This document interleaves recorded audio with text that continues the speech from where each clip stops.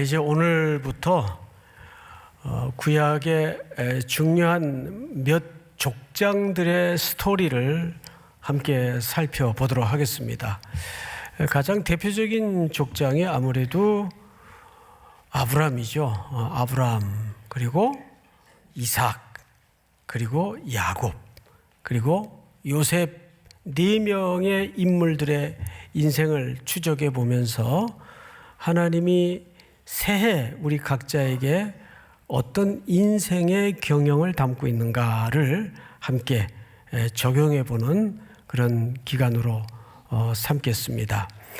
우선 창세기 12장 1절을 좀 보실까요? 1절 보시면 아주 중요한 첫 번째 원리가 이 속에 담아져 있는데요. 여호와께서 아브라함에게 이르시되, 자, 앞을 좀 보십시다. 하나님이 한 공동체이든 한 시대이든 한 개인에게이든 하나님의 일하시는 첫 번째 방식은 말씀으로 시작하신다는 뜻입니다. 믿습니까? 하나님은 어느 날 갑자기 꿈을 꾸게 한다든지 번쩍하고 계시를 보여준다든지 그런 걸 이제 망상이라 그래요. 망상. 나 봤다 이런 거 속지 마세요. 믿지 마세요. 하나님은 항상 하나님의 자녀들에게 그분의 경영을 드러내시고 시작하실 때는 뭘로 시작하신다? 말씀으로 시작하신다. 아브라함의 인생을 통해서 하나님이 하나님의 경영을 드러내시는데 첫 번째 원리가 여호와께서 아브라함에게 이르시되, 할렐루야. 그래서 올해도 여러분들이 새해를 시작하면서 며칠 지났지만 작년에 일독했으니까 올해 좀 널널하게 가자. 맞는 거예요? 그거 아닙니다. 이런 거죠. 엊그제 밥 먹었으니까 오늘은 좀 쉬자. 맞아요? 오늘은 새날이 오면 허기진 배를 채워줄 새로운 양식이 또 필요합니다. 어제 상황이 오늘 내 상황과 같지 않아요. 달라요. 그렇죠? 때문에 오늘 아침에 눈을 뜨면 새날이 시작이 되면 새로운 은혜가 필요하단 말이에요. 그래서 하나님의 말씀은 매일 새롭습니다. 여호와의 자비와 긍휼이 무궁하심으로 이것이 아침마다 어떻게 했다 그랬죠? 새롭다 그랬어요. 하나님은 말씀을 통해서 자기 백성들에게 하나님의 경영을 드러내십니다. 그러니까 하나님의 백성들은 이 말씀을 떠나서는 물고기가 물을 떠나서는 살 수 없는 것처럼 살 수 없도록 돼 있어요. 자, 두 번째 잘 보세요. 이르시되 너는 너희 고향 친척과 아버지의 집을 떠나. 첫 번째 명령이 떠나라는 명령이에요. 그런데 세 가지를 떠나라 그랬어요. 너의 고향과 친척과 마지막 세 번째는 뭐죠? 아비집. 여러분, 이 순서에 어떤 원리가 담아져 있습니다. 뭐냐면 익숙한 것들로부터 점점 그 익숙함이 짙어져 가는 순서예요. 고향, 친척, 가장 떠나기 어려운 공간이 어디입니까? 집입니다. 이 집은 단순히 건물을 얘기하는 건 아니죠. 이것은 그러니까 이제 당장 오늘 집에 돌아가서 독립해야 되겠다. 부모들에게 그런 의미가 아니고 여기서는 육의 것들, 익숙한 육의 것들을 가장 어려운 게 육신의 익숙함이에요. 이것들로부터 결별을 선언해야 돼요. 아마 각자가 이 익숙함에 묶여있는 익숙한 것들이 있어요. 그게 뭐예요? 그걸 떠나야 돼요. 오늘 첫 주일날 하나님께서 우리 각자에게 주는 아주 비수 같은 메시지입니다. 그걸 떠나야 돼요. 그 다음에 뭐라 그랬어요? 떠나 내가 네게 보여줄 땅으로 가라. 자, 이 한마디에도 어마어마한 이야기가 담아져 있는데, 자, 우선 내가 네게 주는 땅으로 가라고 얘기하지 않았어요. 내가 네게 무슨 땅이요? 보여줄 땅.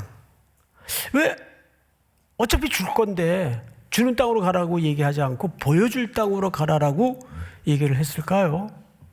여기 신앙인의 딜레마가 있습니다.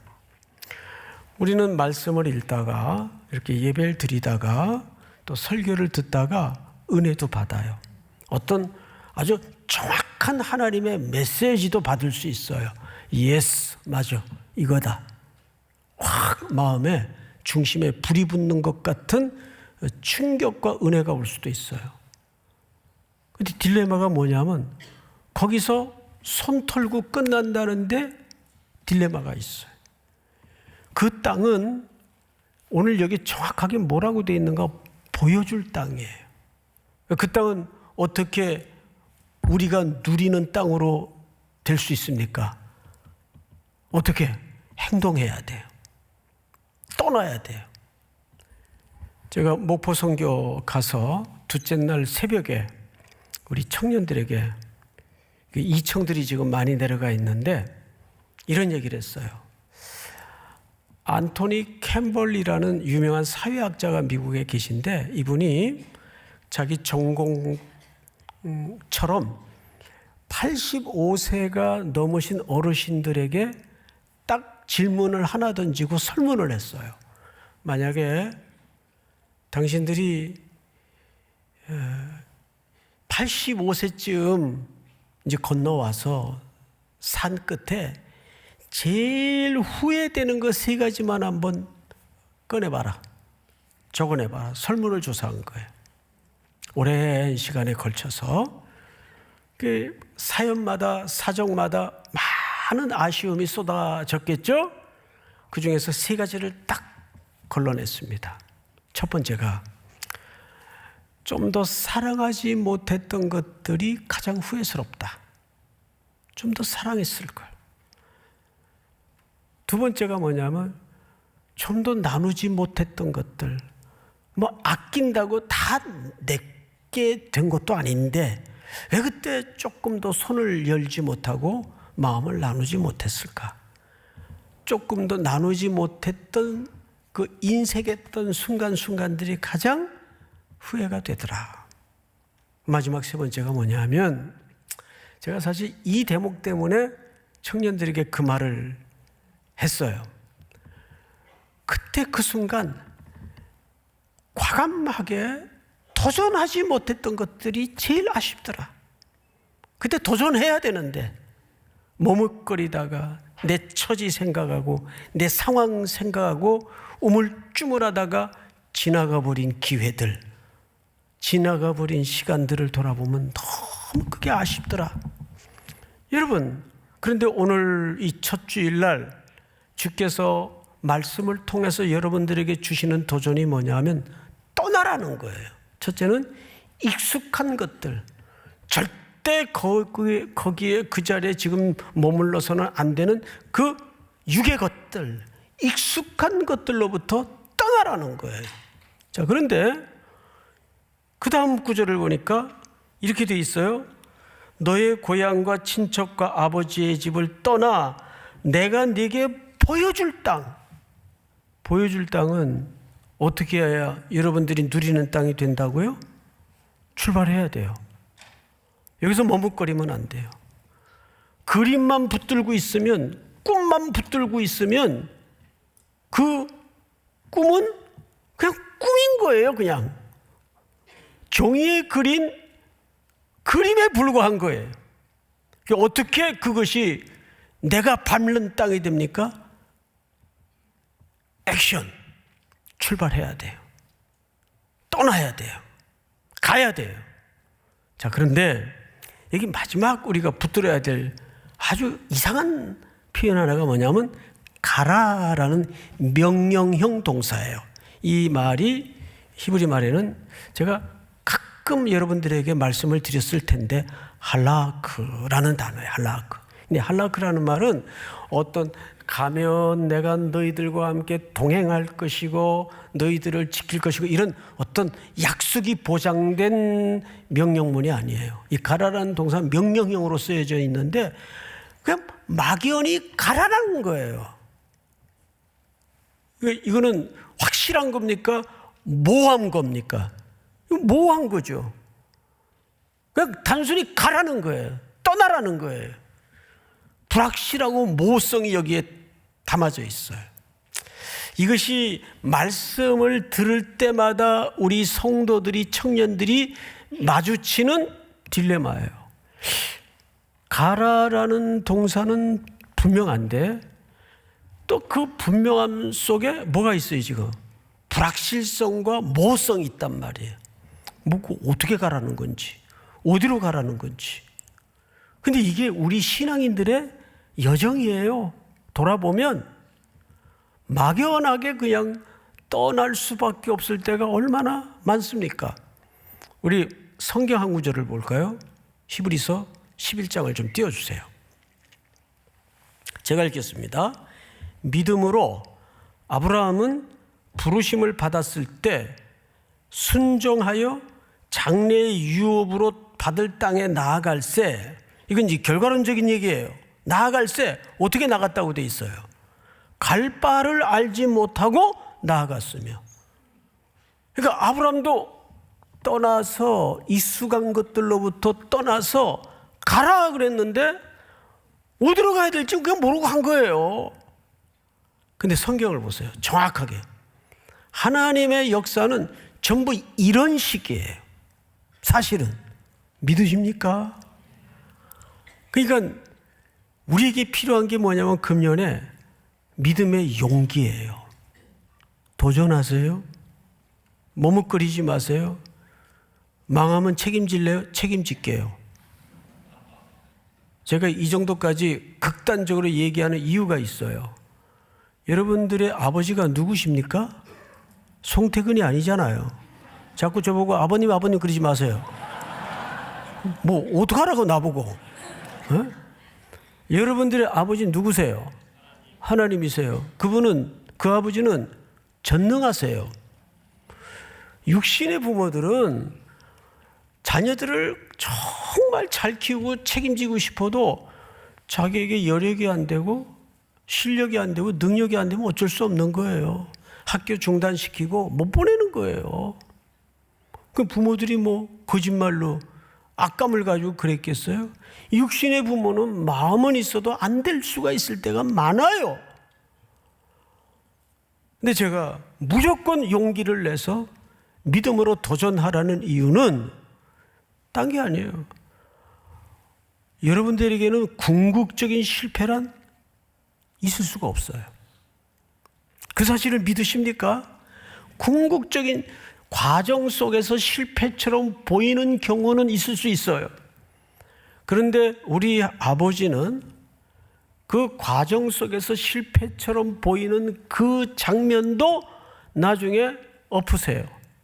멋지게 뒤집으십니다. 역전의 명수예요. 믿으십니까? 제 금년에는 오늘 주시는 말씀을 통해서 그래, 내가 별로 가진 것도 없고 스펙도 없고 여러 가지로 내가 부족한 건 맞지만 내 아버지의 약속을 믿고, 그러니까 가라 할 때는 결국 하나님이 대책 없이 우리를 등 떠밀어서 야, 나는 이제 너희들 출발시키고 떠나보냈으니까 손 털고 내 할 거 다 했다 그러시는 하나님이 아니란 말이에요. 요한복음에도 예수님이 제자들을 세상에 보낼 때 성령님을 동행시켜서 함께 보냈어요.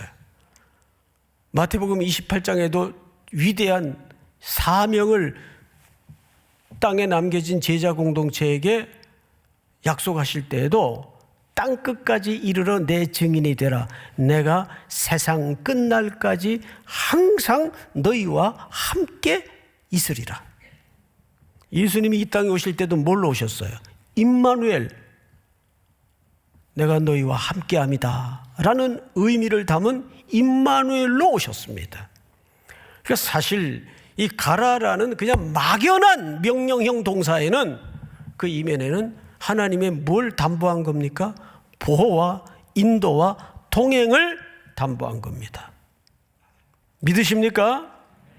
거기에 우리의 뭐가 필요해요? 보여줄 땅이 그 언제까지 보고만 있을 거예요? 그거 걸어가서 밟으면 여러분들이 누리는 땅이 되는데 그림만 갖고 있는 거예요. 이 얼마나 가난하게 사는 겁니까? 얼마나 낭비입니까? 도전. 올해의 명제는 내 젊은 날의 시간 속에 부닥치는 모든 문제에 대해서 머뭇거리지 말자. 방황하지 말자. 우왕좌왕하지 말자.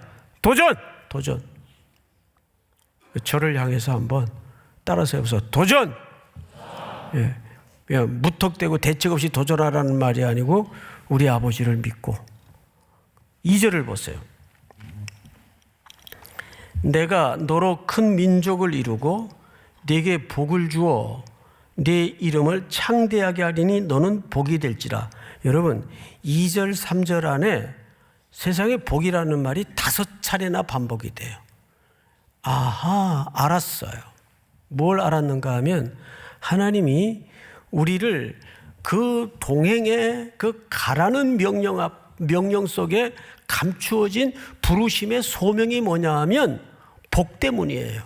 자, 복은 좋은 겁니까? 나쁜 겁니까?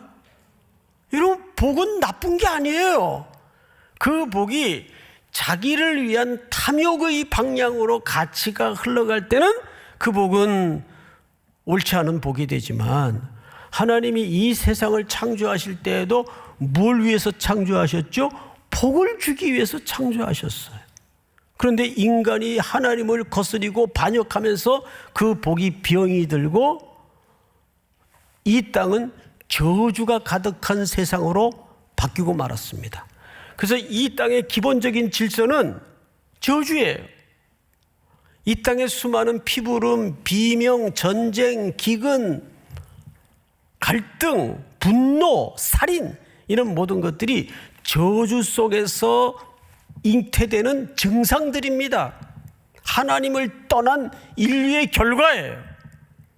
그런데 하나님은 왜 아브라함을 소명하셔서 부르셔서 보내시는가?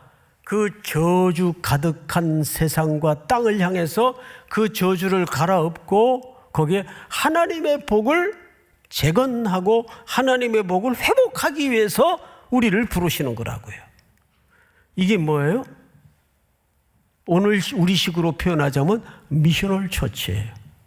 여러분들을 왕 같은 제사장으로 부르시고 소명하시는 것도 하나님이 이 세상에 뭘 바꾸기 위해서 저주를, 한숨을, 눈물을 복으로 바꾸기 위해서 전날의 한숨 변하여 노래로 바꾸기 위해서 비명을 하나님을 향한 찬양으로 바꾸기 위해서 우리를 소명하시고 부르시는 겁니다.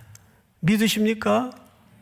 그러니까 하나님이 우리를 부르신 목적에는 이런 세상의 저주의 현장마다 제가 오늘도 아침에 일찍 눈을 떠서 참 마음에 흐뭇함이 밀려 올라오는 겁니다. 늘 1년 내내 외롭게 그저 허전하게 텅 빈 예배당에서 몇 안 되는 할머니 할아버지들 이렇게 앉아 계신데 예배 인도하시던 목회자들이 오랜만에 이제 코로나도 끝나고 우리 시퍼런 청년들이 가서 오랜만에 폭작폭작하고 바글바글하고 함께 소리 높여 예배드리고 찬양하고 그런 행복한 주일을 보내겠구나. 목포선교에 이번에 한 700명 가까이 지금 올라오고 있는 중이에요. 얼마나 행복할까. 그 죽은 땅과 같은 산골 시골 구석까지 우리 청년들이 흘러가서 복을 빌고 복을 선포하는 미셔널 처치로서의 사명을 지금 감당하고 있는 거예요. 얼마나 그 목사님들이 좋을까? 교회 성도들이 용기를 가질까? 힘을 낼까? 참 감사하죠. 그러니까 우리가 하나님이 우리를 부르시는 데에는 아쉬워서 부르시는 게 아니에요. 제가 언젠가 헌금을 설명하면서 이런 말씀을 드렸죠. 하나님이 돈이 없어서 궁에서 헌금을 하라는 게 아니에요. 이 일은 내가 꼭 내 사랑하는 아무개와 하고 싶다, 이런 뜻입니다. 그러니까 하나님의 부름 초대 속에는 그런 의미가 담아져 있는 거예요. 우리도 그러잖아요. 어디 가다가 이렇게 좋은 데 보면 맛있는 음식이 있으면 제일 먼저 누가 생각이 나요? 제일 사랑하는 사람이 생각이 나잖아요. 자기 아내 내버려 두고 자꾸 옆집 아줌마 생각나고 그러면 그거 이상한 거죠. 그러니까 어떤 부름 속에는 하나님이 이 일을 이번에 꼭 누구랑 좀 같이 하고 싶다. 그 중간에 좀 엉뚱한 얘기를 해서 죄송하지만 손흥민 선수가 독일에서 넘어올 때 20대 초반에 넘어왔어요. 근데 EPL 리그가 굉장히 거친 리그 아니에요. 적응을 처음에 못했어요. 방황했어요. 그래서 다시 자기를 기뻐해주고 환영해주는 독일로 돌아가려고 마음의 결심을 했었는데, 그때 그 감독이 포체티노라는 감독이 지금은 다른 사람으로 바뀌었지만 손흥민 선수를 면담을 했어요. 딱 한마디, 내 계획 속에는 네가 있다. 그러니까 돌아갈 생각하지 마라. 그 한마디의 마음을 그냥 바로 접었습니다. 그러니까 아시아 선수가 여러 가지 악조건 속에서도 EPL 리그에 득점왕까지 했잖아요. 그 한마디 때문에. 하나님의 계획 속에 여러분이 있습니다. 믿습니까? 그런데 하나님은 다 된 사람, 남을 할 데가 없는 사람, 스펙이 갖춘 사람을 통해서 그분의 은혜를 드러내지 않습니다. 고린도전서 1장에 보면 띄워주세요. 형제들아, 너희를 부르심을 보라. 육체를 따라 지혜로운 자가 많지 아니하며 능한 자가 많지 아니하며 문벌 좋은 자가 많지 아니하도다. 없다는 건 아니에요. 많지 않도다. 대체적으로 우리 교회 진장님들 보세요. 저서부터 조금 뭐딘가 모자래요. 그래서 제 별명이 모질이에요. 모질이. 왜 친구들이 그래요? 아니, 너는 어떻게 목회를 하냐 그래가지고 맨날 질질 흘리고 잊어먹고 다니고 흘리고 다니고 어떻게 목회를 하냐? 저도 모르죠. 불가사의죠. 그러나 잘 들어보세요. 하나님께서 세상에 미련한 것들을 택하사 지혜 있는 자들을 부끄럽게 하려 하시고 세상에 약한 것들을 택하사 강한 것들을 부끄럽게 하려 하시며 하나님께서 세상에 천한 것들과 멸시받는 것들과 없는 것들을 택하사 있는 것들을 폐하려 하시나니. 다 같이 시작. 아무 육체도 하나님 앞에서 자랑하지 못하게 하려 하심이라. 아멘. 오직 하나님이 하셨군요. 하나님이 여기까지 인도하셨군요. 그분을 똑똑하고 잘난 사람들 앉혀놓으면 자기가 똑똑해서 된 거예요. 잘나서 된 거예요. 스펙이 좋아서 된 거예요. 내가 할 만한 재능이 있으니까 이 결과가 나온 거예요. 이렇게 된다고요. 사람은 어쩔 수 없어요. 이는 아무 육체도 하나님 앞에서 자랑하지 못하게 하려 하심이라. 그러니까 하나님께서 아브라함을 불러서, 아브라함도 이제 이후의 생애를 보면 얼마나 미친 짓을 많이 해요. 얼마나 엉뚱한 짓을 많이 해요. 그걸 한 걸음 한 걸음 하나님이 설득하시고 기다리셔서 아브라함을 아브라함 되게 만드는 거예요. 여기 또 하나의 딜레마가 있어요. 여러분, 이제 복을 흘려보내는 존재가 돼야 되는데 11장 30절에 보시면 이렇게 되어 있습니다. 우리 찬양대만 한번 읽어볼까요? 30절, 11장 30절 시작. 다시 시작. 네. 지금 아무 자식도 없는데 지금 아브람이라는 말은 높으신 아버지, 사레라는 말은 높으신 어머니. 그 이름을 바꿔주죠. 아브라함으로 바꾸고 사라로 바꿔요. 그 말은 무슨 뜻인가 하면 많은 후손들의 아버지, 열국의 아버지, 열국의 어머니라는 뜻이에요. 자식이 없는데 이게 신앙인들의 현실적인 약속과 현실 사이의 딜레마예요. 그런 교회 가서 성경 공부하고 말씀을 들을 때면 붕 떠갖고 와요. 그래서 가스라이팅 당한 것처럼 하여간 붕 떠갖고 와. 근데 내 현실로 돌아가면 아이고 이래가지고 뭐가 되겠나 싶은 게 매일 반복되는. 그런데 성경은 뭐라 그래요? 그런 완성된 사람들을 하나님이 불러다가 하나님이 일을 하시는 게 아니다. 가라고 할 때는 그 가라는 명령 속에 뭐가 있다고요? 인도와 보호와 동행의 약속이 있다는 겁니다. 그분을 믿고 가는 거예요. 그래서 그분이 하시는 걸 우리는 목도할 뿐이에요. 그래서 이들을 어떻게 하시는가? 그 부르심 앞에 자 3절을 보세요. 너를 축복하는 자에게는 내가 복을 내리고 너를 저주하는 자에게 내가 저주하리니 땅의 모든 족속이 너로 말미암아 복을 얻을 것이라 하신지라. 이게 이제 히브리 문법상으로 조금 어렵습니다. 여러분 재규용법이라고 아시죠? 재규용법. 학교 다닐 때 다 공부들 하셨죠? 재규용법이 있고 또 수동형이 있어요. 근데 이 본문을 어떤 신학자들은 수동형으로 이해를 해요. 수동형으로 해석을 하면 어떤 의미가 되냐면 내가 너를 반드시 복의 통로로 만들 것이다. 그래서 너를 통해서 모든 민족이 복이 되게 할 것이다. 이게 수동형으로 해석을 하는 거예요. 근데 재규용법으로 해석을 하면 해석이 이렇게 됩니다.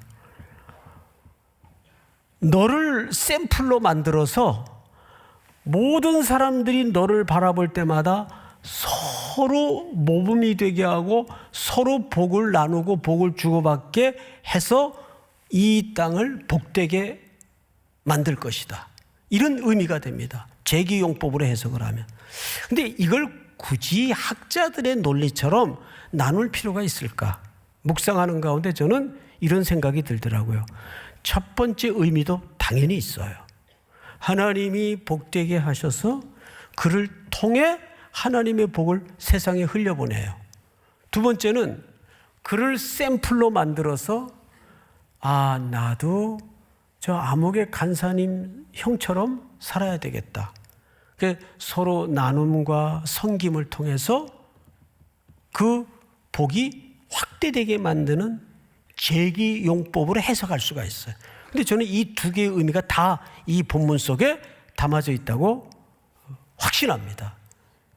그렇기 때문에 제가 청년들 자주 주례를 하는 건 아니지만 가끔 주례를 할 때면 꼭 반드시 묻는 질문이 있어요.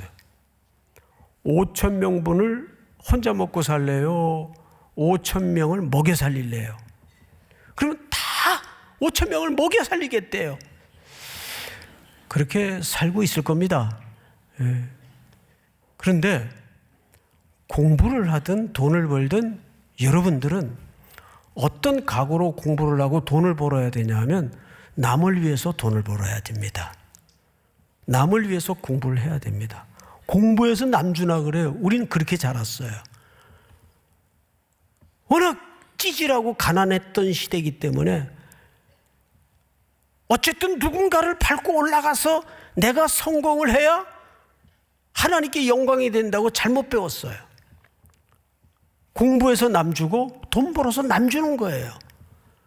그리고 인생의 논리가 또 그렇게 돼 있어요. 돈 버는 사람들은 돈 버느라고 돈 쓸 시간이 없어요. 돈만 벌지. 그럼 그 돈은 누가 쓰느냐? 다 엉뚱한 애들이 갖다 써요. 보면은. 인생이 그렇게 되어 있습니다. 그래서 열심히 버세요. 열심히 벌어서 남 주고 흘려보내고 열심히 공부해서 이 땅의 공익과 유익을 위해서 하나님 앞에 쓰임 받는 거예요. 그 얘기를 하는 거예요. 통로의 역할도 되지만 샘플이 되어서 이 복이 어떻게 흘러가는가를 세상이 보게 만드는 거죠. 저는 그거를 크리스찬만이 만들어낼 수 있는 매력이라고 봐요. 이 말은 네가 돈 많이 벌어서 그런 물리적인 것으로 세상을 항복시켜야 하나님께 영광이 된다, 그런 의미가 아니에요. 때로는 벌어서 저렇게 벌어가지고 왜 저래? 예? 왜 저렇게 살지?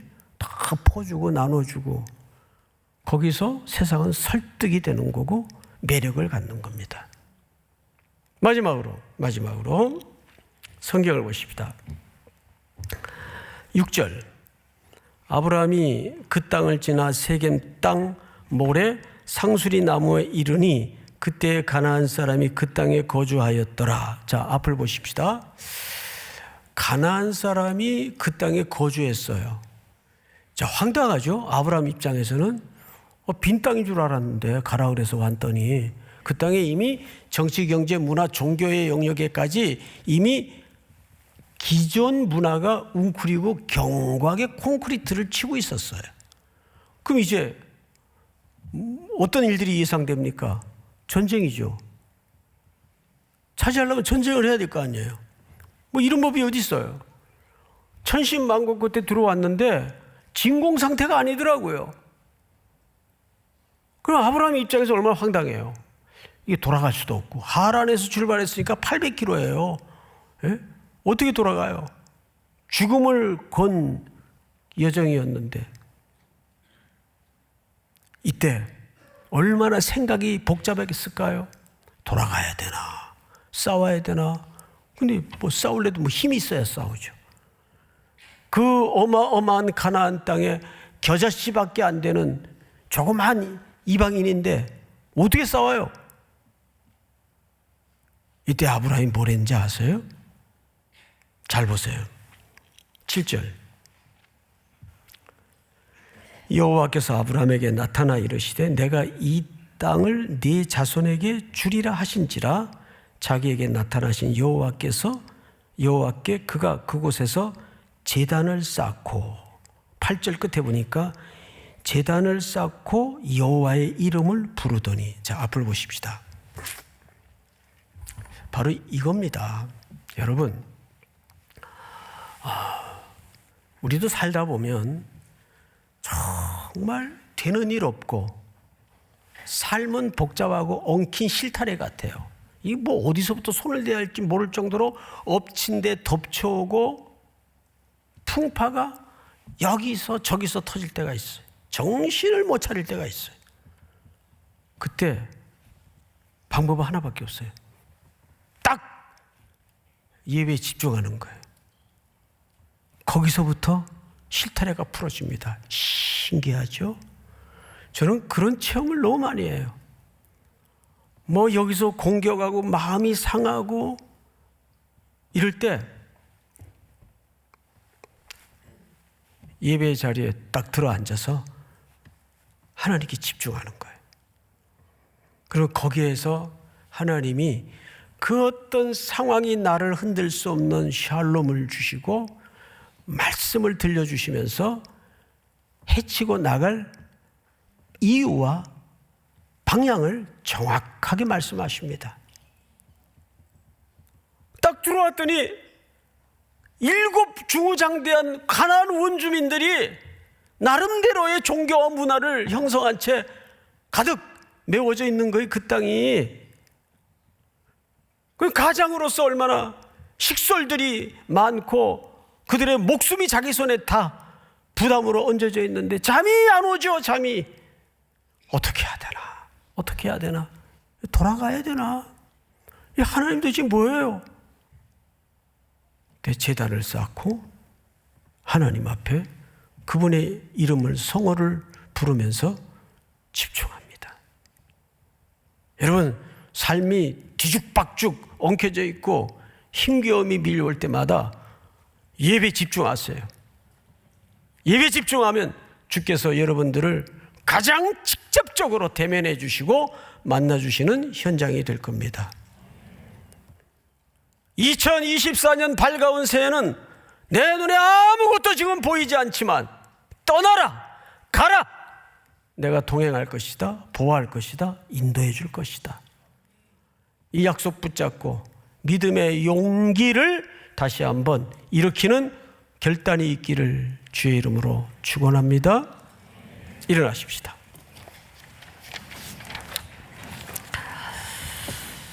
주님 말씀하시면 내가 나아가리라.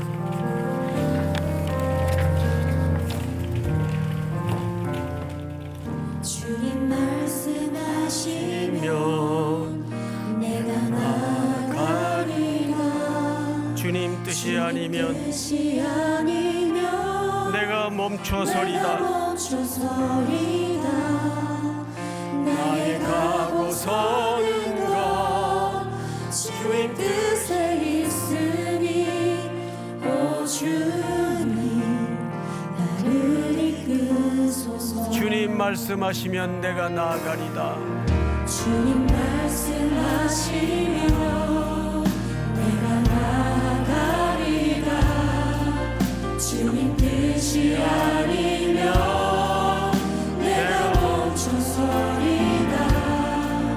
나의 가고 서는 것 주님 뜻에 있으니 오 주님 나를 이끄소서. 오른손을 높이 들고 뜻하신 그곳에 나 있기 원합니다. 이끄시는 대로 순종하며 살겠습니다. 순종하며 살리니 우리는 연약합니다. 여기 서 있는 우리 젊은이들을 하나님께서 한 해 동안에도 인도하여 주시옵소서.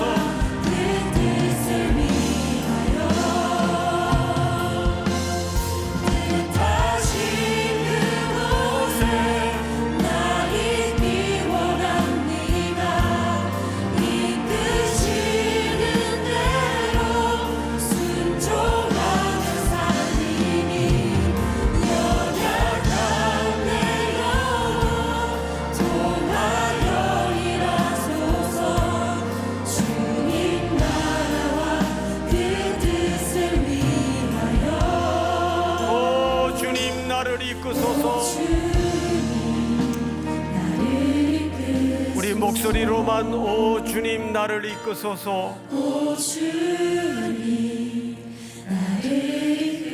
우리 다시 한번 오 주님 나를 이끄소서.